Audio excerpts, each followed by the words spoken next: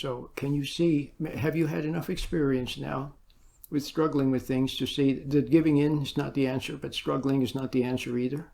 Because you always end up giving it more strength, and you become weaker, and finally you give, and then you feel terrible about yourself, don't you? The same with all addictions, even with compulsions, pornography, you name it.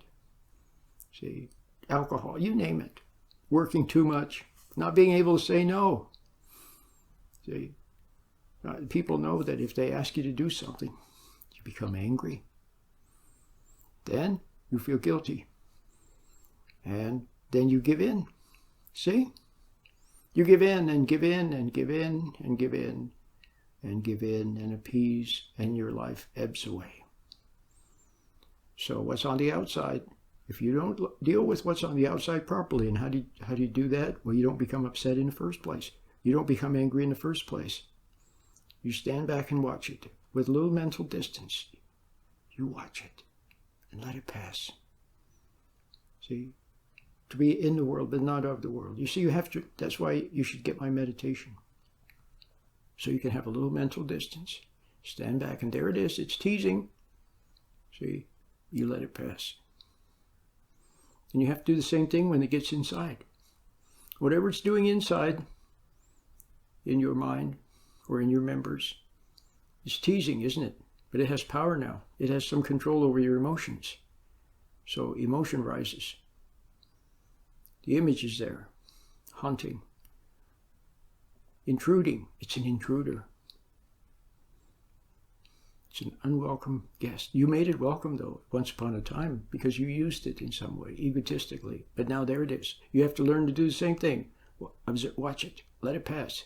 It may cause temporary, a little bit of pain, psychic pain. You'll feel like you're denying yourself something that you should have. Just watch it. Let it pass. But the point I want to make, I lost my point. I had such a beautiful point. Oh, yes. What's on the outside gets on the inside, and then it stretches you from within, and it's there forever until it is overcome. Overcome. Now, who's going to overcome it? Remember, if you struggle with it, you end up losing. If you give in to it, you end up losing. So what are you going to do? Well, the answer is stand back and watch it. Yeah, it causes you some pain. Watch it. And in a sense, you cry out to God. In a sense. You do, but not a verbal cry. Not vocalized. Internally vocalized. You can hear words in your mind. But you incline toward God. And you realize in His light. And because you've tried so many times, struggling with it doesn't work, giving into it is not the answer. You stand back. It's like letting go and letting God. But this time, it's real. It's not just words. You just stand back and watch. And it then is exposed to the light. It is exposed to the light, God's inner light, in which you see.